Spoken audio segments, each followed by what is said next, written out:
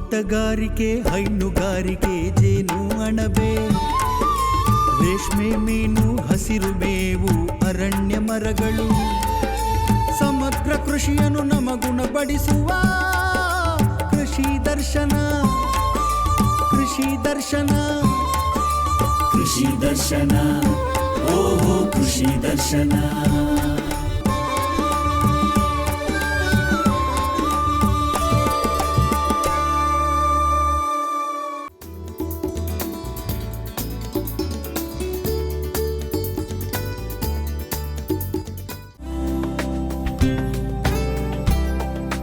ರಾಜ್ಯದ ತೋಟಗಾರಿಕಾ ಇಲಾಖೆಯು ಆಗಸ್ಟ್ ತಿಂಗಳಲ್ಲಿ ಸ್ವಾತಂತ್ರ್ಯ ದಿನಾಚರಣೆಯ ಅಂಗವಾಗಿ ಮತ್ತು ಜನವರಿ ತಿಂಗಳ ಗಣರಾಜ್ಯೋತ್ಸವದ ಅಂಗವಾಗಿ ವರ್ಷದಲ್ಲಿ 2 ಬಾರಿ ಲಾಲ್ಬಾಗ್ನ ಗಾಜಿನ ಮನೆಯಲ್ಲಿ ಫಲಪುಷ್ಪ ಪ್ರದರ್ಶನವನ್ನು ಆಯೋಜಿಸುತ್ತದೆ.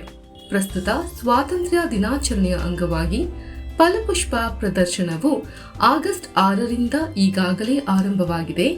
ಇದೇ ತಿಂಗಳ 17ರವರೆಗೆ ನಡೆಯಲಿದೆ. ಸ್ವಾತಂತ್ರ್ಯೋತ್ಸವದ ಅಂಗವಾಗಿ ಈ ಬಾರಿ ನಡೆಯುತ್ತಿರುವ ಫಲಪುಷ್ಪ ಪ್ರದರ್ಶನ 220ನೇದಾಗಿದ್ದು, ಕರ್ನಾಟಕದ ಮೊದಲ ರಾಜಮನೆತನಗಳಲ್ಲಿ ಒಂದಾದ ಶ್ರೀ ಗಂಗಾ ಸಾಮ್ರಾಜ್ಯ ವೈಭವ ವಿಷಯಾಧಾರಿತವಾಗಿದ್ದು, ಗಂಗಾ ಸಾಮ್ರಾಜ್ಯದ ಗತ ವೈಭವವನ್ನು ಕಾಣಬಹುದಾಗಿದೆ. ನಮಸ್ಕಾರ ವೀಕ್ಷಕರೇ, ದೂರದರ್ಶನ ಚಂದನ ವಾಹಿನಿಯ ವಿಶೇಷ ಕಾರ್ಯಕ್ರಮ ಕೃಷಿ ದರ್ಶನ ಕಾರ್ಯಕ್ರಮಕ್ಕೆ ಪ್ರೀತಿಯ ಸ್ವಾಗತ. ನಾನು ಯಾಕಪ್ಪ ವಿಶೇಷ ಕಾರ್ಯಕ್ರಮ ಅಂತ ಹೇಳಿದ್ರೆ, ತಾವೆಲ್ಲರೂ ಕೂಡ ಕೃಷಿ ದರ್ಶನ ಕಾರ್ಯಕ್ರಮದಲ್ಲಿ ಬೇರೆ ಬೇರೆ ವಿಷಯಗಳ ಬಗ್ಗೆ ತಿಳ್ಕೊತಾ ಇರಿ. ಇವತ್ತು ನಾವು ಸಸ್ಯಕಾಶಿ ಲಾಲ್ಬಾಗ್ನಲ್ಲಿದ್ದೀವಿ. ಏನು ವಿಶೇಷ ಲಾಲ್ಬಾಗ್ನಲ್ಲಿ ಅಂತ ಹೇಳಿದ್ರೆ, ನಾವು ಸ್ವಾತಂತ್ರ್ಯದ ಹಬ್ಬ ಆಗಸ್ಟ್ ತಿಂಗಳು ಬಂತು ಅಂತ ಹೇಳಿದ್ರೆ ಇಡೀ ದೇಶದಲ್ಲಿ ಸಂಭ್ರಮ ಮನೆ ಮಾಡಿರುತ್ತೆ. ಹಾಗೆ ನಮ್ಮ ಬೆಂಗಳೂರಿನ ಲಾಲ್ಬಾಗ್ನಂತೂ ಮತ್ತಷ್ಟು ವಿಶೇಷ ಮನೆ ಮಾಡಿರುತ್ತೆ. ಗಾಜಿನ ಮನೆಯಲ್ಲಿ ಪ್ರತಿ ವರ್ಷ ಹೂವಿನ ಹಬ್ಬ ಆಗುತ್ತೆ, ಫಲಪುಷ್ಪ ಪ್ರದರ್ಶನ ಇರುತ್ತೆ. ಈ ವರ್ಷದ ವಿಶೇಷ ಅಂತ ಹೇಳಿದ್ರೆ 220ನೇ ಬಾರಿ ಆಯೋಜನೆ ಮಾಡ್ತಿರೋಂಥ ಈ ಫಲಪುಷ್ಪ ಪ್ರದರ್ಶನದಲ್ಲಿ ನಾವು ಗಂಗರ ವೈಭವ ಎನ್ನೋ ಟೈಟಲ್ನಲ್ಲಿ ಕಾರ್ಯಕ್ರಮ ಈ ಪ್ರದರ್ಶನವನ್ನು ಏರ್ಪಡಿಸಿದ್ದಾರೆ. ಬಂಧುಗಳೇ, ಗಂಗರ ಇತಿಹಾಸವನ್ನು ತಿಳಿಸುವಂಥದ್ದು, ಗಂಗರ ಕಾಲದಲ್ಲಿ ಯಾವೆಲ್ಲ ಆಳ್ವಿಕೆ, ಗಂಗರು ಕಲೆ, ಸಾಹಿತ್ಯ, ವಾಸ್ತುಶಿಲ್ಪಕ್ಕೆ ಬಹಳಷ್ಟು ಕೊಡುಗೆಗಳನ್ನು ನೀಡಿದ್ದಾರೆ. ಅವೆಲ್ಲವನ್ನು ಕೂಡ ಮುಂದಿನ ಪೀಳಿಗೆಗೆ ತಿಳಿಸುವ ದೃಷ್ಟಿಯಿಂದ ಈ ಬಾರಿಯ ಉತ್ಸವ ಆಯೋಜನೆ ಮಾಡಲಾಗಿದೆ. ಸ್ನೇಹಿತರೆ, ನಾವು ನೋಡ್ಬೋದು, ವಿಶ್ವದ ಅತ್ಯಂತ ಎತ್ತರದ ಏಕಶಿಲಾ ಮೂರ್ತಿ ಯಾವುದಪ್ಪ ಅಂತ ಹೇಳಿದ್ರೆ ಅದು ಬಾಹುಬಲಿ ಗೊಮ್ಮಟೇಶ್ವರ ಮೂರ್ತಿ. ಶ್ರವಣ ಬೆಳಗೊಳಕ್ಕೆ ಎಲ್ಲರೂ ಹೋಗ್ಲಿಕ್ಕಾಗಲ್ಲ. ನಮ್ಮ ಬೆಂಗಳೂರಿನ ಜನ ಇಲ್ಲೇ ಬಂದು ಆ ಗೊಮ್ಮಟೇಶ್ವರ ಮೂರ್ತಿಯನ್ನು ನೋಡ್ಬೋದು. ಹಾಗೆ ಚಾವುಂಡರಾಯ ಅಂದರೆ ಮಹಾಮಂತ್ರಿ ಅಂತ ಕರಿತೀವಿ. ಆ ಚಾವುಂಡರಾಯನ ಇತಿಹಾಸವನ್ನು ತಿಳ್ಕೊಬೋದು. ಚಾವುಂಡರಾಯನ ಬಸ್ತಿ ಇದೆ. ಹಾಗೆ ಗಂಗರು ಬೇಗೂರಿನಲ್ಲಿ ನಿರ್ಮಿಸಿರುವಂತಹ ನಾಗೇಶ್ವರ ದೇವಾಲಯದ ಒಂದು ಬೃಹತ್ ಆಕೃತಿ ಇಲ್ಲಿ ಹೂಗಳಿಂದಲೇ ನಿರ್ಮಾಣ ಆಗಿದೆ. ಈ ಬಾರಿ ಫಲಪುಷ್ಪ ಪ್ರದರ್ಶನಕ್ಕೆ 34 ಲಕ್ಷಕ್ಕೂ ಹೆಚ್ಚು ಹೂಗಳನ್ನು ಬಳಸಿ ಅಂತ ಹೇಳಿದ್ರೆ ಬಹಳ ವಿಶೇಷ. ಅಷ್ಟು ಹೂಗಳನ್ನು ಎಷ್ಟು ಜನ ಬಹಳ ವರ್ಷಗಳಿಂದ ಶ್ರಮ ಪಟ್ಟು ಈ ಒಂದು ಪ್ರದರ್ಶನ ಏರ್ಪಡಿಸಿದರೆ, ಇದು ನಿಮಗಾಗಿ ಏರ್ಪಡಿಸಿದ್ದಾರೆ. ಈ ಫಲಪುಷ್ಪ ಪ್ರದರ್ಶನವನ್ನು ನೋಡಬೇಕಂತ ಹೇಳಿದ್ರೆ ತಾವು ನೇರವಾಗಿ ಬೆಂಗಳೂರಿನಲ್ಲಿರುವಂಥ ಲಾಲ್ಬಾಗ್ಗೆ ಬಂದರೆ ಇಲ್ಲಿ ಬಂದು ಎಂಟ್ರಿ ಟಿಕೆಟ್ ಇದೆ, ತಗೋಬೋದು. ಆಗಸ್ಟ್ 6ನೇ ತಾರೀಕು ಪ್ರಾರಂಭವಾದರೆ ಆಗಸ್ಟ್ 17ನೇ ತಾರೀಕುವರೆಗೂ ಕೂಡ ಈ ಪ್ರದರ್ಶನ ಇರುತ್ತೆ. ಶಾಲಾ ಮಕ್ಕಳಿಗೆ ಇತಿಹಾಸ ತಿಳ್ಕೊಳ್ಳಿ, ಹೂಗಳ ಬಗ್ಗೆ ಹೆಚ್ಚು ತಿಳ್ಕೊಳ್ಳಿ ಅಂತೇಳಿ ಉಚಿತ ಪ್ರವೇಶವನ್ನು ಕೂಡ ನೀಡಲಾಗಿದೆ. ಬನ್ನಿ, ಈ ಒಂದು ಫಲಪುಷ್ಪ ಪ್ರದರ್ಶನದಲ್ಲಿ ಏನೆಲ್ಲ ವಿಶೇಷಗಳಿವೆ ತಾವೇ ಕಣ್ಣಾರೆ ನೋಡಿರಂತೆ. ಗಂಗರ ಕಾಲದ ಬೆಂಗಳೂರಿನ ಬೇಗೂರು ನಾಗೇಶ್ವರ ದೇವಾಲಯದ ಪುಷ್ಪ ಮಾದರಿ ಈ ಬಾರಿ ಗಾಜಿನ ಮನೆಯ ವಿಶೇಷ ಆಕರ್ಷಣೆಯಾಗಿದೆ. ಈ ಬಾರಿಯ ಲಾಲ್ಬಾಗ್ನ ಫ್ಲವರ್ ಶೋಗೆ ಎಂಟ್ರಾಗ್ತಂಗೆ ನಮಗೆ ಸಿಗುವಂಥದ್ದು ಪ್ರಮುಖ ಆಕರ್ಷಣೆ ಅಂತ ಹೇಳ್ಬೋದು. ಗಂಗರ ಕಾಲದಲ್ಲಿ ನಿರ್ಮಾಣವಾದಂತಹ ಈ ಒಂದು ಐತಿಹಾಸಿಕ ದೇವಾಲಯ, ನಮ್ಮ ಬೇಗೂರಿನ ನಾಗೇಶ್ವರ ದೇವಾಲಯ ಎಷ್ಟು ಅದ್ಭುತವಾಗಿ ಮೂಡಿಬಂದಿದೆ ನೋಡಿ. ಇದು ಎಂಟ್ರಾಗ್ತಿದ್ದಂಗೆ ಕಾಣುತ್ತೆ. ಒಂದು ವೈಭವೋಪೇತವಾದಂತಹ ಗಂಗರ ಸಾಮ್ರಾಜ್ಯದ ಏನು ಕಲೆ, ವಾಸ್ತುಶಿಲ್ಪ ಇವಕ್ಕೆಲ್ಲ ಕೊಡುಗೆ ಕೊಟ್ಟಿದ್ರು. ಅದರ ಪ್ರತಿರೂಪವಾಗಿ ನಿಂತಿರೋದೇ ನಮ್ಮ ಈ ನಾಗೇಶ್ವರ ದೇವಾಲಯ. ಈ ನಾಗೇಶ್ವರ ದೇವಾಲಯದ ಜೊತೆಗೆ ಶ್ರೀ ಪುರುಷನ ಒಂದು ಆನೆಯ ಮುಂದೆ ನಿಂತಿರುವಂತಹ ಚಿತ್ರವನ್ನು ಕೂಡ ಹಿಂದೆ ಕಾಣಬಹುದು. ಹಾಗೆ ಈ ಸಸ್ಯಕಾಶಿಯಲ್ಲಿ ಪ್ರಾರಂಭವಾಗದೆ ನಮ್ಮ ಗಂಗರ ಕಾಲದ ಆರಾಧ್ಯ ದೈವ ಸೂರ್ಯದೇವನಿಗೆ ನಮಿಸಿ ಮುಂದೆ ಸಾಗೋಣ. ಸೂರ್ಯದೇವರ ಒಂದು ಪ್ರತಿಕೃತಿಯನ್ನು ಕೂಡ ನಾವು ಇಲ್ಲಿ ಕಾಣಬಹುದು. ತೋಟಗಾರಿಕೆ ಇಲಾಖೆಯ ಉಪನಿರ್ದೇಶಕರಾದ ಬಾಲಕೃಷ್ಣ ಅವರು ಫಲಪುಷ್ಪ ಪ್ರದರ್ಶನದ ವಿಶೇಷತೆಗಳನ್ನು ಕುರಿತು ವಿವರಿಸಿದ್ದು ಹೀಗೆ. ಬನ್ನಿ, ಇವತ್ತು ನಮ್ಮ ಜೊತೆಗಿದ್ದಾರೆ ತೋಟಗಾರಿಕಾ ಇಲಾಖೆಯ ಉಪನಿರ್ದೇಶಕರು ಶ್ರೀ ಬಾಲಕೃಷ್ಣ ಅವರು. ಅವ್ರನ್ನ ಮಾತನಾಡ್ಸೋಣ. ಸರ್, ಈ ಬಾರಿಯ ಒಂದು ವಿಶೇಷ ವೈಭವದ ಕಾನ್ಸೆಪ್ಟ್ನ ಮಾಡಿದ್ದೀರಾ. ಸರ್, ಈ ಕಾನ್ಸೆಪ್ಟ್ ಬಗ್ಗೆ ಹೇಳೋದಾದ್ರೆ ಸರ್. ಸರ್, ಮೊದಲಿಗೆ ಈ ಸಲ ನಮ್ಮ ಲಾಲ್ಬಾಗ್ ತೋಟಗಾರಿಕೆ ಇಲಾಖೆ ವತಿಯಿಂದ 220ನೇ ಫಲಪುಷ್ಪ ಪ್ರದರ್ಶನವನ್ನು ಏರ್ಪಡಿಸ್ತಿದ್ದೀವಿ.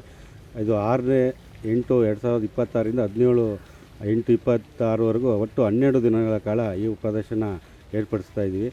ಇದನ್ನು ನಿನ್ನೆ ನಮ್ಮ ಮಾನ್ಯ ಮುಖ್ಯಮಂತ್ರಿಗಳಾದ ಡಿ ಕೆ ಶಿವಕುಮಾರ್ ಸಾಹೇಬರು ಉದ್ಘಾಟನೆ ಮಾಡಿದ್ದಾರೆ. ಈ ಒಂದು ಶ್ರೀ ಗಂಗಾ ಸಾಮ್ರಾಜ್ಯ ವೈಭವ ಏನು ನಮ್ಮ ಕನ್ನಡ ನಾಡನ್ನು ಆಳಿದ ರಾಜವಂಶದಲ್ಲಿ ಮೊದಲನೆಯವರು ಇವರು. ಸುಮಾರು 345ನೇ ಇಸ್ವಿಯಿಂದ ಸುಮಾರು 1005 ಇಸ್ವಿವರೆಗೂ ಇವರು ಆಳಿದ್ದಾರೆ. ಸುಮಾರು 650 ವರ್ಷಗಳ ಕಾಲ. ಕದಂಬರು ಇವರೆಲ್ಲ ಸಮಕಾಲೀನ ರಾಜರು. ಅದರಲ್ಲಿ ಇವರು ದಂಡಿಗ ಅಂತ ಇವರು ಕೊಂಕಣಿವರ್ಮ ರಾಜ್ಯವನ್ನು ಕನ್ನಡದಲ್ಲಿ ಪ್ರಪ್ರಥಮ ರಾಜ್ಯವನ್ನು ಕಟ್ಟಿ ಆಳಿದಂಥ ರಾಜರು. ಹಾಗಾಗಿ ಇದೊಂದು ಈ ಸಲ ವಿಶೇಷವಾಗಿದೆ. ಈ ಒಂದು ಗಂಗಾ ಸಾಮ್ರಾಜ್ಯ ವೈಭವವನ್ನು ನಾವು ಮೊದಲಿಗೆ ಸರ್ಕಾರ ಅನುಮೋದನೆ ನೀಡಿದ ನಂತರ ನಮ್ಮ ಇತಿಹಾಸ ಅಕಾಡೆಮಿ ಅಧ್ಯಕ್ಷರನ್ನು ಮತ್ತು ಕೆಲವು ಕನ್ನಡ ಸಂಸ್ಕೃತಿ ಇಲಾಖೆ ಅಧಿಕಾರಿಗಳನ್ನ ಮತ್ತು ಇತರೆ ಎಲ್ಲ ತಜ್ಞರನ್ನು ನಾವು ಕರೆಸ್ಕೊಂಡು ಯಾವ ರೀತಿ ಮಾಡ್ಬೋದು, ಯಾವ ರೀತಿ ನಾವು ಅದ್ರ ಬಗ್ಗೆ ನಾವು ಜನಗಳಿಗೆ ಪರಿಚಯ ಮಾಡಿಕೊಡ್ಬೇಕು ಅಂತ ಸುಮಾರು ಒಂದು 5ರಿಂದ 6 ಸಭೆಗಳನ್ನ ನಮ್ಮ ಅಪರ ನಿರ್ದೇಶಕರು ಜಗದೀಶ್ ಸರ್ ಅವರ ಅಧ್ಯಕ್ಷತೆಯಲ್ಲಿ ಮಾಡಿ ಅವ್ರ ಹತ್ರ ಎಲ್ಲ ಮಾಹಿತಿ ತಗೊಂಡು ಸುಮಾರು ವಿಷಯಗಳ ಸಂಗ್ರಹ ಮಾಡಿಕೊಂಡು ನಾವೊಂದು ಪರಿಕಲ್ಪನೆ ಮಾಡಿಕೊಂಡು ಅದೇ ರೀತಿ ನಾವು ಮಾಡ್ತಾಯಿದ್ವಿ. ಒಟ್ಟು ಈ ಗಂಗಾ ಸಾಮ್ರಾಜ್ಯ, ಗಂಗಾ ಮೊದಲಿಂದ ಏನು ರಾಜರುಗಳು ಸುಮಾರು ಜನ ಆಳಿದ್ದಾರೆ, ಅವ್ರದ್ದು ಎಲ್ಲ ಹುಟ್ಟಿನಿಂದ ಕೊನೆಯವರೆಗೂ ಸಹ ಈ ಎಲ್ಲ ನಾವೊಂದು ಸುಮಾರು 57 ಮಾಹಿತಿ ಬೋರ್ಡ್ಗಳು ಇದ್ದಾವೆ. ನಾವು ನೋಡ್ಬೋದು, ಲಾಲ್ಬಾಗ್ ಸೈಡಿಗೆಲ್ಲ ಸ್ಕ್ರೀನಲ್ಲಿ ನಾವು ಮಾಹಿತಿ ಫಲಕಗಳನ್ನು ಹಾಕಿದ್ದೀವಿ. ಅದರಲ್ಲಿ ಮೊದಲಿನಿಂದ ಕೊನೆಯವರೆಗೂ ಸಹ ಎಲ್ಲ ರಾಜರದ್ದು ಪರಂಪರೆಯದು ಸಾಮ್ರಾಜ್ಯ ಇಬ್ಬರದ್ದು ಎಲ್ಲನೂ ನಾವು ಮಾಹಿತಿನ ನೀಡಿದ್ದೀವಿ. ಮತ್ತು ಅದೇ ರೀತಿ ಎಲ್ಲ ನಾವು ಲಾಲ್ಬಾಗ್ ಎಂಟ್ರೆನ್ಸಲ್ಲಿ ಸ್ಕ್ಯಾನರ್ ಹಾಕಿದ್ದೀವಿ. ಅದನ್ನು ಯಾರಾದರೂ ತಮ್ಮ ಮೊಬೈಲಿಂದ ಸ್ಕ್ಯಾನ್ ಮಾಡಿಕೊಂಡ್ರೆ ಅದರದ್ದು ಮಾಹಿತಿ ಎಲ್ಲ ತಮ್ಮ ಮೊಬೈಲಲ್ಲಿ ಬರುತ್ತೆ. ಅದರಲ್ಲೂ ನಾವು ಡೌನ್ಲೋಡ್ ಮಾಡ್ಕೊಂಡು ಓದ್ಕೋಬೋದು. ಈ ರೀತಿ ಒಂದು ಚೆನ್ನಾಗಿ ಈ ಸಲ ಚೆನ್ನಾಗಿ ಬಂದಿದೆ. ಮುಖ್ಯಮಂತ್ರಿ ಸರ್ ಚೆನ್ನಾಗಿ ಮೂಡಿದೆ ಅಂತ ಹೇಳಿದ್ರು. ಅದೇ ರೀತಿ ಗ್ಲಾಸ್ ಹೌಸ್ ಒಳಗಡೆ ಏನು ಬೇಗೂರಲ್ಲಿ ಎಲೆಕ್ಟ್ರಾನಿಕ್ ಸಿಟಿ ರೋಡು ಬೆಂಗಳೂರಲ್ಲಿ ಮೊದಲನೇದಾಗಿ ಕನ್ನಡದ ಬಗ್ಗೆ, ಬೆಂಗಳೂರು ಬಗ್ಗೆ ಒಂದು ಶಾಸನ ಸಿಕ್ತು. ಅದರಲ್ಲಿ ಉಲ್ಲೇಖ ಆಗಿದೆ. ಹಾಗಾಗಿ ಆ ಪಂಚಲಿಂಗೇಶ್ವರ ದೇವಸ್ಥಾನ, ನಾಗೇಶ್ವರ ದೇವಸ್ಥಾನ ಏನಂತೀವಿ, ಅದರದ್ದು ಒಂದು ಫ್ಲೋರಲ್ ರೆಪಿಕಾ ಅಂದರೆ ಹೂವಿನ ಒಂದು ಮಾದರಿನ ನಾಗೇಶ್ವರ ದೇವಸ್ಥಾನದ್ದು ನಾವು ಇಲ್ಲಿ ಗ್ಲಾಸ್ ಹೌಸ್ ಒಳಗಡೆ ಸುಮಾರು 40 ಅಡಿ ಅಗಲ, ಒಂದು 35 ಅಡಿ ಎತ್ತರದಲ್ಲಿ ಮಾಡಿದ್ದೀವಿ. ಈ ಒಂದು ರೆಪ್ಲಿಕಾಗೆ ಸುಮಾರು ದೇಶ ವಿದೇಶಗಳಿಂದ ಹೂಗಳನ್ನ ನಾವು ತರಿಸಿದ್ದೀವಿ. ನಮ್ಮ ಅಗ್ರವಾಲ್ ಅಂತ ಅವರು ಕಲಾವಿದರು ಸುಮಾರು 15ರಿಂದ 16 ದಿವಸಗಳ ಕಾಲ ಕಷ್ಟಪಟ್ಟು ಸೇವಂತಿಗೆ, ಬಟನ್ ರೋಸಸ್ಸು, ಸುಮಾರು ಇನ್ನಿತರ ಆರ್ಕಿಡ್ಸು ಎಲ್ಲ ಹೂವುಗಳನ್ನು ಬಳಸಿಕೊಂಡು ರಚನೆ ಮಾಡಿದ್ದಾರೆ. ಸೊ ಒಂದು ಮಾಹಿತಿ ಪ್ರಕಾರ ಸುಮಾರು 34 ಲಕ್ಷಕ್ಕೂ ಎಷ್ಟು ಹೂವುಗಳನ್ನ ಬಳಸಿದ್ದೀರಾ ಅಂತ. ಇದು ಬೆಂಗಳೂರಿನ ಸಸ್ಯಕಾಶಿಯಲ್ಲಿ ಹೂವಿನ ರಾಶಿ ನೋಡ್ಬೋದು.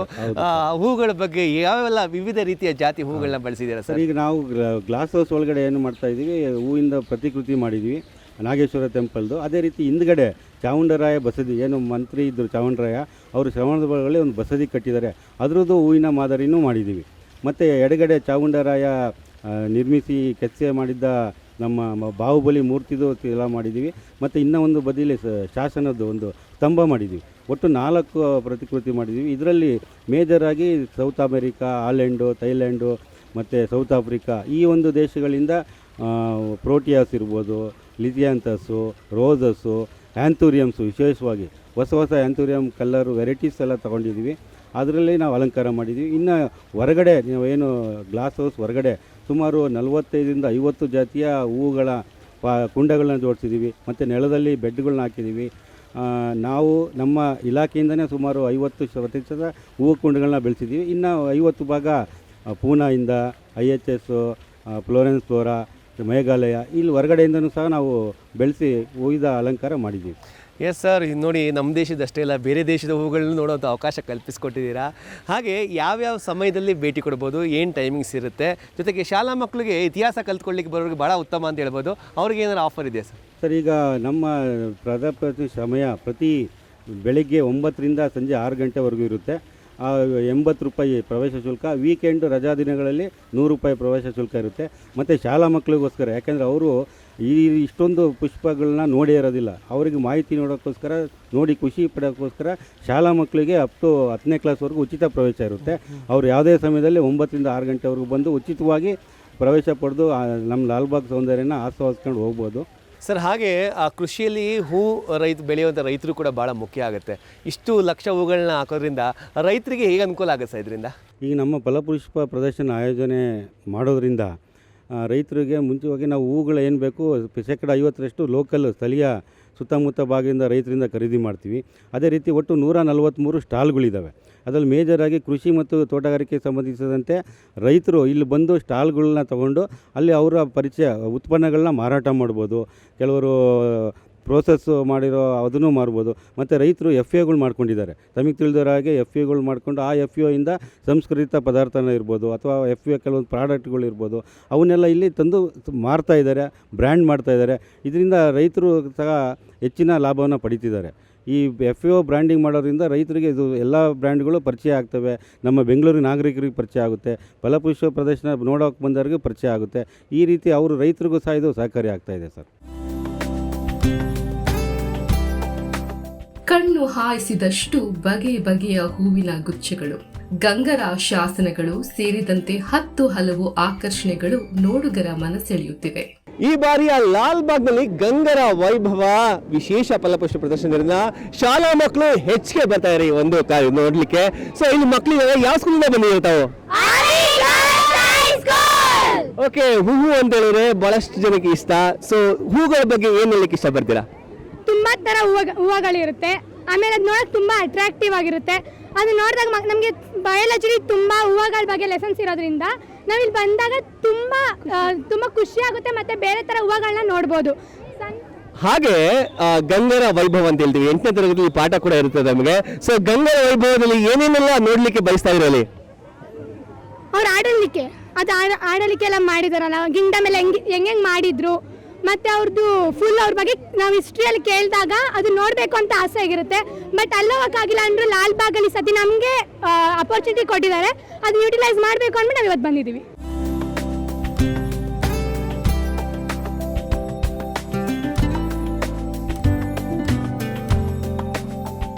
ವೀಕ್ಷಕರೇ, ಇತಿಹಾಸ ಅಂತೇಳಿದ್ರೆ, ರಾಜರ ಕಾಲ ಅಂತೇಳಿದ್ರೆ ಸಾಮ್ರಾಜ್ಯ ವಿಸ್ತರಣೆಗಾಗಿ, ಸಾಮ್ರಾಜ್ಯ ರಕ್ಷಣೆಗಾಗಿ ಯುದ್ಧ ಆಗ್ತಾಯಿತ್ತು. ಅದರಲ್ಲೂ ಯುದ್ಧಗಳಲ್ಲಿ ಕಾಲ್ದಳ, ಅಶ್ವದಳ, ಗಜಪಡೆ ಹೀಗೆ ಅನೇಕ ರೀತಿಯಲ್ಲಿ ಯುದ್ಧ ಆಗ್ತಾಯಿತ್ತು. ಅದರಲ್ಲಿ ಒಂದು ಮುಖ್ಯ ವಿಧಾನ ಅಂತೇಳಿದ್ರೆ ಗಜ ಕಾಳಗ. ತಾವಿಲ್ಲಿ ನೋಡ್ತಾ ಇದ್ದೀರಾ ಹೇಗೆ ಗಜ ಕಾಳಗ ನಡೀತಿದೆ ಅಂತ ಹೇಳ್ಬಿಟ್ಟು. ಇದು ಚೋಳ ರಾಜ್ಯ ವಿಜಯಾದಿತ್ಯ ಹಾಗೂ ಗಂಗರಾಜ ನಮ್ಮ ಭೂತಕದ ನಡುವೆ ನಡೆದಂತಹ ಈ ಯುದ್ಧದಲ್ಲಿ ಗಂಗರ ರಾಜ ಭೂತಗ ಚೋಳರ ರಾಜ ವಿಜಯಾದಿತ್ಯನನ್ನು ಕೊಂದು ಸಂಹಾರ ಮಾಡಿ ವಿಜಯವನ್ನು ಸಾಧಿಸಿದಂತಹ ಚಿತ್ರಣವನ್ನು ನಮ್ಮ ಈ ಲಾಲ್ಬಾಗ್ನ ಈ ಒಂದು ಫ್ಲವರ್ ಶೋನ ವಿಶೇಷವಾಗಿ ಚಿತ್ರಣ ಮಾಡಲಾಗಿದೆ.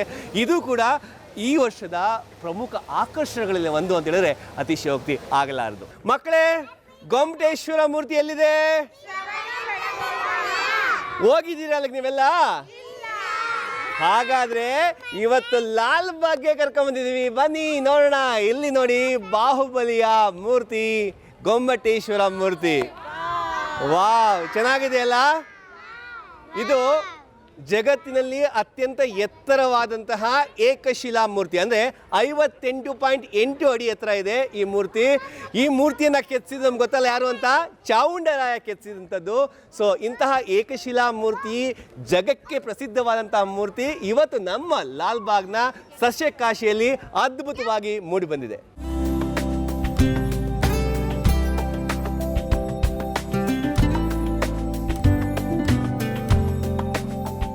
ಭಾರತ ಕೃಷಿ ಪ್ರಧಾನ ದೇಶ, ಅದರಲ್ಲಿ ಅನೇಕ ಬಗೆಯ ಕೃಷಿ ಇದೆ. ಹೂವು ಕೂಡ ಕೃಷಿಯ ಒಂದು ಮುಖ್ಯ ಭಾಗ. ವಿದ್ಯಾರ್ಥಿಗಳೇ, ಹೂವಿನ ಬಗ್ಗೆ ಏನು ಗೊತ್ತು? ಇವತ್ತು ಹೂ ಕಾಶಿಯಲ್ಲಿ ಹೂವನ್ನು ನೋಡೋಕೆ ಬಂದಿದ್ದೀರಾ, ಏನು ಅದ್ರ ಬಗ್ಗೆ ಹೇಳ್ತೀರಾ? ನಾವು ತುಂಬ ಹೂಗಳನ್ನೆಲ್ಲ ನೋಡಿದ್ದೀವಿ. ಆ್ಯಂಡ್ ರೋಸ್ ಆಗಿರ್ಬೋದು, ಸನ್ಫ್ಲವರ್ ಆಗಿರ್ಬೋದು, ಶಾವಂತಿಗೆ, ಮಲ್ಲಿಗೆ ಹೂವು ಎಲ್ಲದನ್ನು ನೋಡಿದ್ದೀವಿ. ಆ್ಯಂಡ್ ಅದನ್ನ ನೋಡಿದಾಗ ನಮಗೆ ಖುಷಿ ಆಗುತ್ತೆ, ಮನಸ್ಸಿಗೆ ಮುದ ನೀಡುತ್ತೆ. ಮತ್ತು ಈ ಹೂವುಗಳಿಂದ ಲಾಲ್ಬಾಗಿನಲ್ಲಿ ಹಲವಾರು ವಿಧಗಳ ಅಲಂಕಾರವನ್ನು ಮಾಡಿದ್ದಾರೆ. ನಾವು ಇದರಿಂದ ಐತಿಹಾಸಿಕ ವಿಷಯಗಳನ್ನು ತಿಳಿದುಕೊಳ್ಳಬಹುದು. ಮತ್ತು ಈ ಹೂಗಳು ನಮಗೆ ಮನಸ್ಸಿಗೆ ಮುದ ನೀಡುತ್ತದೆ. ಹೂಗಳು ನಮಗೆ ಆರ್ಥಿಕವಾಗಿಯೂ ನಮಗೆ ಉಪಯೋಗವಾಗುತ್ತದೆ. ರೈತರಿಗೆ ಒಂದು ಉತ್ತೇಜನ ಕೊಡುತ್ತೆ ಹೂ ಕೃಷಿ ಮಾಡಿದ್ರ. 34 ಲಕ್ಷಕ್ಕೂ ಹೆಚ್ಚು ಹೂಗಳನ್ನ ಬೆಳೆಸಿದ್ರೆ ನೀವು 4-5 ಹೂಗಳ ಹೆಸರು ಹೇಳಿದ್ರಿ, ಇನ್ನು ಅನೇಕ ಹೊಸ ಬಗೆಯ ಹೂಗಳನ್ನ ತಿಳ್ಕೊಳ್ಳೋ ಆಸಕ್ತರಾಗಿದ್ದೀರಾ? ಹೌದು. ಎಸ್, ಹಾಗೆ ಇತಿಹಾಸದ ಬಗ್ಗೆ ಹೇಳ್ಬೇಕಂದ್ರೆ ಈ ಬಾರಿಯ ಪುಷ್ಪ ಪ್ರದರ್ಶನ ಇತಿಹಾಸವನ್ನ ತಿಳಿಸ್ಕೊಡ್ತದೆ. ಅದು ಗಂಗರ ಇತಿಹಾಸ. ಗಂಗರ ಬಗ್ಗೆ ಏನ್ ಗೊತ್ತು ಅಷ್ಟು ಮಾತಾಡ್ಬೋದಾ? ಗಂಗರು ತಲಕಾಡಿನಲ್ಲಿ ಆಡಳಿತ ಮಾಡಿದ್ದಾರೆ. ಸೌತ್ ಇಂಡಿಯನ್ಸಲ್ಲಿ ದ ಗ್ರೇಟ್ ಫೇಮಸ್ ಆಡಳಿತವನ್ನು ಮಾಡಿದ್ದಾರೆ. ಅವ್ರ ಕೋಟೆನ ನೋಡೋಕ್ಕೆ ನಾವು ಓದಿದ್ದೀವಿ, ಬುಕ್ಕಲ್ಲಿ ಓದಿದ್ದೀವಿ, ಅಕ್ಷರಗಳನ್ನೆಲ್ಲ ನೋಡಿದ್ದೀವಿ, ಪಿಕ್ಚರ್ಸ್ನೆಲ್ಲ ನೋಡಿದ್ದೀವಿ. ಬಟ್ ಈ ಥರ ಹೂಗಳಿಂದ ಅವ್ರ ಕೋಟೆನ ಅಲಂಕರಿಸಿದ್ದು ನಮಗೆ ತುಂಬ ಖುಷಿ ಆಗ್ತಾ ಇದೆ, ಅದನ್ನು ರಿಯಲ್ ಆಗಿ ಎಕ್ಸ್ಪೀರಿಯನ್ಸ್ ಮಾಡೋಕ್ಕೆ. ಫಲಪುಷ್ಪ ಪ್ರದರ್ಶನಕ್ಕೆ ಬಂದಿದ್ದ ವಿದೇಶಿಗರು ಫಲಪುಷ್ಪ ಪ್ರದರ್ಶನ ಮತ್ತು ಉದ್ಯಾನ ನಗರಿಯ ಕುರಿತು ತಮ್ಮ ಅಭಿಪ್ರಾಯಗಳನ್ನು ವ್ಯಕ್ತಪಡಿಸಿದ್ದಾರೆ. ಎಸ್, ಲಾಲ್ಬಾಗ್ನ ಈ ಫಲಪುಷ್ಪ ಪ್ರದರ್ಶನ ವಿದೇಶಿಗರನ್ನು ಕೂಡ ಆಕರ್ಷಣೆ ಮಾಡ್ಕೊಂಡಿದೆ. ಬನ್ನಿ, ವಿದೇಶಿಗರು ನಮ್ಮ ಜೊತೆಗಿದ್ದಾರೆ, ಅವ್ರನ್ನ ಮಾತಾಡ್ಸೋಣ. Madam, from which country are from? The United States. How you come to know about this flower show? It's famous in Bangalore. You have to come here. Okay, so do you like it? It's beautiful. So what are the specialities you like in this flower show, ma'am? This one, the temple. Building, yeah, it's amazing. You all are from same country, all four? Yes. Okay. So you said that you are leaving today to USA. Yeah, we had to come here. Had to come here before we go to the airport today. So what you would like to say about Bengaluru and especially about this flower show, madam, from your words? We've loved it. Everyone has been so kind, and it's beautiful here. The city of gardens, is that what they call Bengaluru? Ma'am, how is the show? ತುಂಬಾ ಸುಗರವಾಗಿದೆ. Wow, ಧನ್ಯವಾದಗಳು.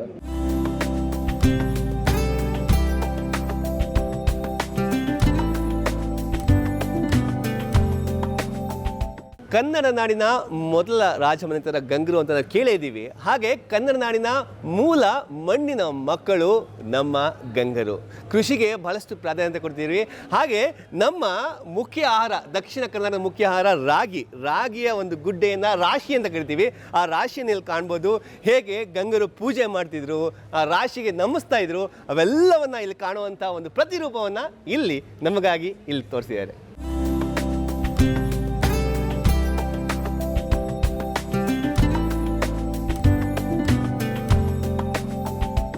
ವೀಕ್ಷಕರೇ, ದೇಶ ಸುತ್ತಿ ನೋಡು, ಕೋಶ ಓದಿ ನೋಡು ಅಂತ ಒಂದು ಮಾತಿದೆ. ಅಂದರೆ ನಾವು ಇತಿಹಾಸವನ್ನು, ನಮ್ಮ ಕಲೆ ಸಾಹಿತ್ಯ ತಿಳ್ಕೊಬೇಕಂದ್ರೆ ಒಂದು ದೇಶ ಸುತ್ತಬೇಕು, ಇರೋ ಸ್ಥಳಕ್ಕೆ ಹೋಗಬೇಕು, ಎರಡನೇದು ಪುಸ್ತಕ ಓದಬೇಕು. ಆದರೆ ಇನ್ನೊಂದು ಅಪರೂಪ, ಲಾಲ್ಬಾಗ್ನಲ್ಲಿ ನಮ್ಮ ಇತಿಹಾಸ ತಿಳಿಸ್ಲಿಕ್ಕೆ ಬಹಳಷ್ಟು ಕಲಾಕೃತಿಗಳು ನಿರ್ಮಾಣ ಮಾಡಿದ್ದಾರೆ. ನಾವು ನೋಡ್ಬೋದು ಇಲ್ಲಿ ಗಂಗಾ ಕಂದರ್ಪ ಲಿಖಿತ ಇರುವ ಗಜಲಾಂಛನ. ಅಂದರೆ ನಮ್ಮ ಗಂಗರ ಲಾಂಛನ ಈ ಗಜರಾಜ, ಅದರ ಲಾಂಛನವನ್ನು ನಾವು ಇಲ್ಲಿ ನೋಡ್ಬೋದು. ಆ ಲಿಖಿತ ಗಜಲಾಂಛನ ಇಲ್ಲಿ ಕಾಣ್ತಾ ಇದ್ದೀವಿ. ಹಾಗೆ ಮುಂದೆ ಹೋಗ್ತಾ ಹೋಗ್ತಾ ಹೋಗ್ತಾ ನಮ್ಮ ಗಂಗರ ಸಾಮ್ರಾಜ್ಯದಲ್ಲಿ ಯಾರೆಲ್ಲ ಆಳಿದ್ದಾರೆ ಅರಸರು, ಆ ಅರಸರ ಬಗ್ಗೆ ಅವರ ಕಲಾಕೃತಿ ನಿರ್ಮಾಣ ಮಾಡಿ, ಅವರ ಹೆಸರುಗಳು, ಯಾವ ಕಾಲದಲ್ಲಿ ಅವರು ಆಳಿದ್ರು, ಅವೆಲ್ಲವನ್ನ ಪ್ರತಿ ಕಲಾಕೃತಿಗಳ ಮೂಲಕ ಇಡೀ ಒಂದು ಕಾಲಾನುಕ್ರಮದಲ್ಲಿ ಇಲ್ಲಿ ಚಿತ್ರಿಸ್ತಾ ಹೋಗಿದ್ದಾರೆ, ನಮಗೆ ಕಲ್ಪಿಸ್ಕೊಡ್ತಾ ಹೋಗಿದ್ದಾರೆ. ಫಲಪುಷ್ಪ ಪ್ರದರ್ಶನವನ್ನು ವೀಕ್ಷಿಸಲು ಬಂದಿದ್ದ ಹಿರಿಯ ನಾಗರಿಕರು ಪ್ರದರ್ಶನದ ಕುರಿತು ಹೀಗೆನ್ನುತ್ತಾರೆ. ಎಲ್ಲಿಂದ ಬಂದಿದೆ ಸಾಹೇಬ್ರ? ಬಾಗಲಕೋಟೆ ಸರ್, ಬಾಗಲಕೋಟೆ ಜಿಲ್ಲಾ. ಇದು ನೋಡ್ಲಿಕ್ಕೆ ಬಂದಿರೇನು? ಇದು ನೋಡ್ಲಿಕ್ಕೆ ಬೆಂಗಳೂರಿಗೆ ಬಂದೀವಿ ಸರ್. ಇಲ್ಲಿ ಅನಿಸ್ತಾ ಇದೆ ನೋಡಿ, ಬಹಳ ನಮಗೆ ಖುಷಿ ಅನಿಸುತ್ತೆ ಸರ್. ಎಂದು ನಮ್ಮ ಸೈಡ್ ಇಂಥದ್ದೆಲ್ಲ ಮಾಡೋದಿಲ್ಲ, ಆದ್ರೆ ಇದನ್ನ ನೋಡ್ಲಿಕ್ಕೆ ಅಂತಂದ್ರೆ ಇಲ್ಲೇ ವಸ್ತಿ ಇದ್ದು ನೋಡ್ಬೇಕನ್ನುವಂಥದ್ದು ಅಭಿಪ್ರಾಯ ಬರುತ್ತೆ ನಮ್ಗೆ. ಸ್ನೇಹಿತರೊಳಗಡೆ ಬಂದಿದ್ದೀರಾ ಎಲ್ಲರೂ? ಹೌದು ಸರ್. ಸೊ ಇಷ್ಟು ಹೂಗಳು ಅಂದ್ರೆ 34 ಲಕ್ಷ ಹೂಗಳು ಮಾಡಿದ್ರಿ, ಮಾಡಿದ್ದಾರೆ. ಈ ಹೂಗಳು ಮಾಡಿದ್ರೆ ನೋಡಿ ಏನ್ ಅನಿಸ್ತೈತೆ ತಮ್ಗೆ? ಭಾಳ ಖುಷಿ ಅನಿಸ್ತದೆ ಸರ್, ಭಾರಿ ಖುಷಿ ಅನಿಸ್ತೈತಿ. ಭಾರಿ ಇನ್ನೊಮ್ಮೆ ನೋಡುವಂಥದ್ದು ಸ್ಥಳಗಳೇ ಅದ ಸರ್. ಏನು ಸರ್, ಅದಕ್ಕೆ ನಾವು ಭಾಳ ಹೆಮ್ಮೆಲಿಂದ ಹೇಳ್ತೀವಿ ಸರ್. ನೋಡ್ರಿ, ಗ್ರಾಮೀಣ ಪ್ರದೇಶದ ರೈತರು ಹೂ ಬೆಳಿತಾರ, ಹೂ ಬೆಳೆಯೋರಿಗೆ ಇಷ್ಟು ಒಂದು ಅವಕಾಶ ಸಿಗುತ್ತೆ ನೋಡಿ. ಈ ತರ ಪ್ರದರ್ಶನ ಮಾಡಿದ್ರೆ ಉತ್ತೇಜನ ಸಿಗುತ್ತೆ. ಬರುತ್ತೆ ಸರ್, ಬರುತ್ತೆ. ಧನ್ಯವಾದ ರೀ. ಧನ್ಯವಾದ ಸರ್. ಎಸ್, ಹಿರಿಯ ನಾಗರಿಕರಾದಿಯಾಗಿ ಬಹಳ ಜನ ಬಂದಿದ್ದಾರೆ. ಸರ್ ನಮ್ಮ ಮಾತಾಡ್ಸೋಣ. ಸರ್ ತಮ್ಮ ಹೆಸರು ಸರ್, ಪರಿಚಯ? ತಮ್ಮ ಹೆಸರು ಗೋಪಾಲಪ್ಪ ಅಂತ, ರಾಜರಾಜೇಶ್ವರದಲ್ಲಿರೋದು. ಇಲ್ಲಿ ಲಾಲ್ಬಾಗ್ ಶೋ ವರ್ಷ ಬಂದಾಗೆಲ್ಲ ಪ್ರತಿ ವರ್ಷ ಬರ್ತೀರಾ ಪ್ರತಿ ಸರ್ ವರ್ಷ ನೀವು? ಬರ್ತೀವಿ. ವರ್ಷನೂ ಭಾಳ ಗ್ರ್ಯಾಂಡ್ ಆಗಿರ್ತದೆ. ಈ ನಾಗೇಶ್ವರ ದೇವಸ್ಥಾನ ಭಾಳ ಚೆನ್ನಾಗಿದೆ. ನೋಡ್ತಾ ಇದ್ರೆ ಇನ್ನೂ ನೋಡೋಣ ಅನ್ನಿಸ್ತದೆ. ಇದು ಇನ್ನೂ ನೋಡಬೇಕು. ವರ್ಷನೂ ಜಾಸ್ತಿ ಜೋರಾಗಿದೆ. ಎಲ್ಲ ಹೂಗಳಿಂದ ಮಾಡಿರೋದು ಭಾಳ ಸೂಪರಾಗಿದೆ. ಭಾಳ ಜನ ಬಂದು ಎಲ್ಲ ನೋಡಿದ್ರೆ ಒಳ್ಳೇದು, ಎಲ್ಲರಿಗೂ ಒಳ್ಳೇದಾಗಬೇಕು. ಸರ್, ನೀವು ವರ್ಷ ಬರ್ತೀನಿ ಅಂತ ಹೇಳಿದ್ರಿ. ಎಷ್ಟು ವರ್ಷದಿಂದ ಬರ್ತಾ ಇದ್ದೀರಾ ಸರ್? ನಾವು ಒಂದು 26 ವರ್ಷದಿಂದ ಬರ್ತಾ ಇದ್ದೀವಿ. 26 ವರ್ಷ, ಕಾಲ್ ಸೆಂಚುರಿ ಹೊಡೆದಿದ್ದೀರಾ. ವರ್ಷನೂ ನಮ್ಮದು ಫೋಟೋ ಇದ್ದೇ ಇರ್ತದೆ. ತುಂಬಾ ಸಂತೋಷ ಸರ್. ಭಾಳ ಧನ್ಯವಾದ. ಗ್ರ್ಯಾಂಡ್ ಆಗಿದೆ ಸರ್.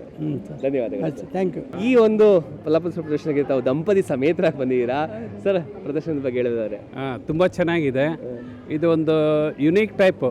ಯಾಕೆಂದರೆ ಬೇರೆ ಎಲ್ಲೂ ನಮಗೆ ಬೆಂಗಳೂರಿನಲ್ಲಿ ಈ ಥರದ್ದು ಸಿಕ್ಕೋದಿಲ್ಲ. ಬಟ್ ಇಡೀ ನಮ್ಮ ಕರ್ನಾಟಕ ರಾಜ್ಯದಲ್ಲಿ ಇದೇ ಮೊದಲು, ಈವನ್ ನಮ್ಮ ಇಡೀ ಭಾರತ ದೇಶದಲ್ಲೇ ಇದು ಪ್ರಪ್ರಥಮವಾಗಿ ಈ ಥರ ಒಂದು ಅರೇಂಜ್ಮೆಂಟ್ ಮಾಡೋ ಅಂಥದ್ದು ಎಲ್ಲೂ ಸಿಕ್ಕೋದಿಲ್ಲ. ನಮಗೆ ವರ್ಷದಲ್ಲಿ 2 ಸಲ ಸಿಗ್ತದೆ ಈ ಥರ ನೋಡಲಿಕ್ಕೆ. ತುಂಬ ಖುಷಿ ಆಗ್ತದೆ ನಮಗಿದು. ಸೊ ಇವತ್ತು ನಾವು ಸ್ವಲ್ಪ ಆರಾಮಾಗಿದ್ದೀವಿ ಅಂತ ಹೇಳಿ ಬಂದ್ವಿ ನಾವು. ಮೇಡಮ್ ಹೇಳ್ತಾರೆ, ಮೇಡಮ್ ಮನೆಯಿಂದ ಆಚೆ ಕರ್ಕೊಂಡ್ ಬಂದಿದ್ದಾರೆ ಸರ್. ಇಲ್ಲ, ನಮಗೆ ಹೂವಂತ ಎಲ್ಲ ಗಿಡ ಅಂದರೆ ತುಂಬ ಇಷ್ಟ. ನಾವು ಫ್ಲವರ್ ಶೋ ಮಿಸ್ ಮಾಡೋದೇ ಇಲ್ಲ. ಹೇಗಾದರೂ ಮಾಡಿ ಒಂದು ದಿವಸ ಬಂದು ನೋಡ್ಕೊಂಡೇ ಹೋಗ್ತೀವಿ. ಈ ಸಲ ಫಸ್ಟ್ ಡೇನೇ ಬಂದುಬಿಟ್ಟಿದ್ದೀವಿ. ತುಂಬ ಚೆನ್ನಾಗಿದೆ. ಏನು ಹೇಳ್ತೀರಾ ಯುವಜನಾಂಗಕ್ಕೆ, ಬೇರೆಯವರಿಗೆಲ್ಲ? ಎಲ್ಲರೂ ಖಂಡಿತ ಬಂದು ನೋಡಬೇಕು. ಅಷ್ಟು ಚೆನ್ನಾಗಿದೆ ಇದು. ಮಿಸ್ಸೇ ಮಾಡಬಾರ್ದು. ಬೆಂಗಳೂರಿನಲ್ಲಿ ಇದ್ದು ನಮಗೆ ಈ ಅವಕಾಶ ಸಿಕ್ಕಿದೆ, ಅದು ನಾವು ಮಿಸ್ ಮಾಡಬಾರ್ದು. ತುಂಬ ಚೆನ್ನಾಗಿದೆ.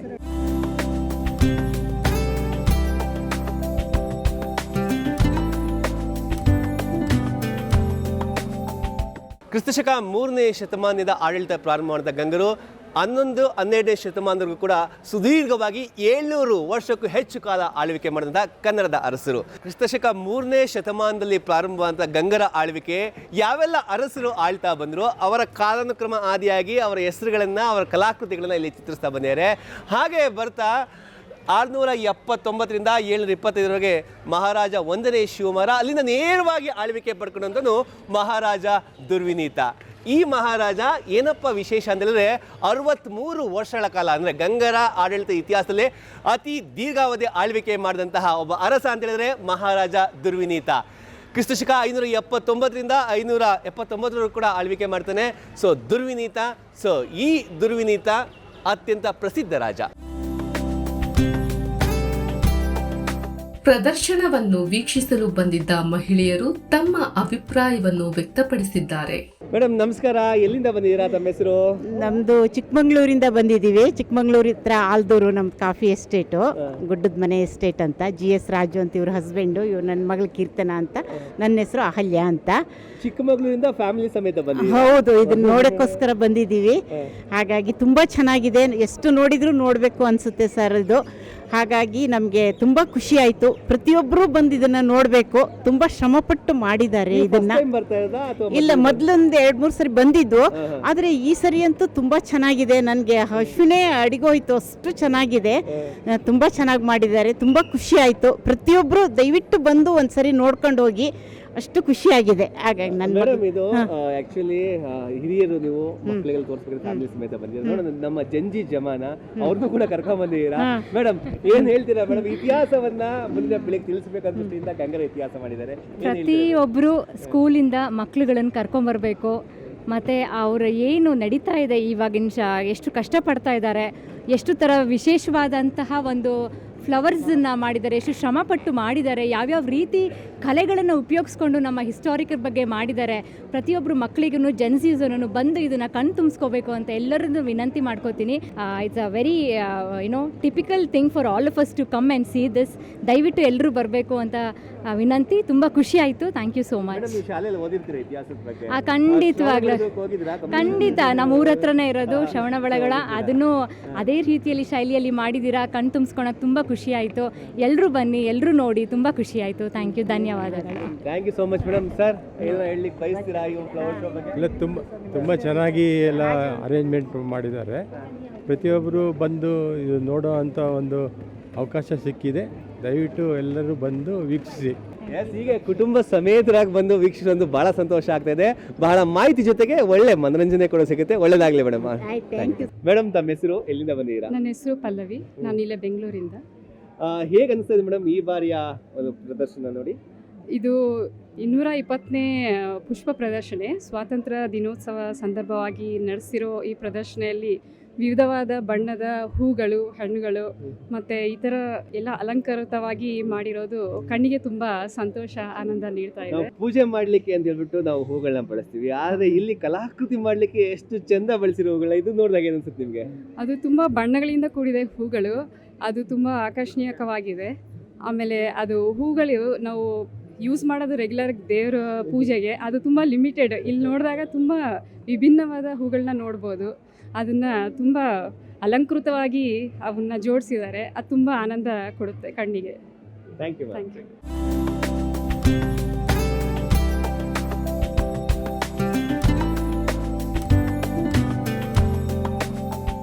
ಕನ್ನಡ ನಾಡಿನ ಮೂಲ ಮಣ್ಣಿನ ಮಕ್ಕಳು ಅಂತ ಕರೆಯಲ್ಪಡುವಂತಹ ಗಂಗರು ಮೊದಲು ರಾಜಧಾನಿಯಾಗಿ ಆಯ್ಕೆ ಮಾಡಿಕೊಂಡಿದ್ದು ಕೋಲಾರ ಜಿಲ್ಲೆ.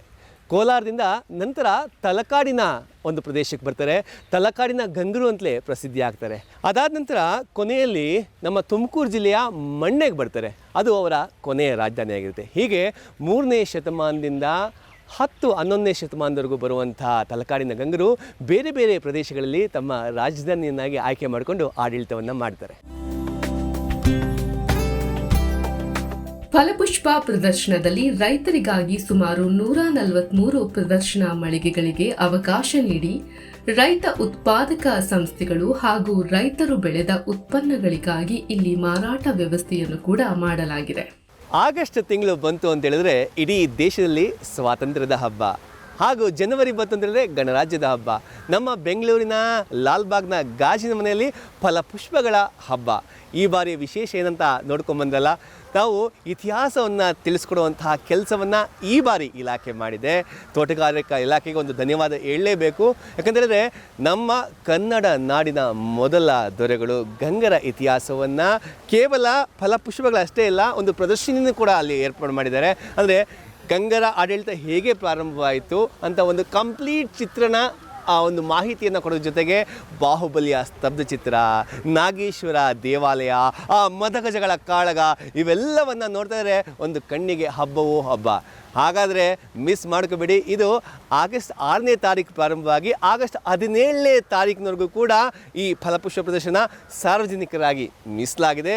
ತಾವೆಲ್ಲರೂ ಬಂದು ಈ ಒಂದು ಅದ್ಭುತ ಕ್ಷಣಗಳನ್ನು ಕಣ್ತುಂಬ್ಕೊಳ್ಳಿ, ನೋಡಿ.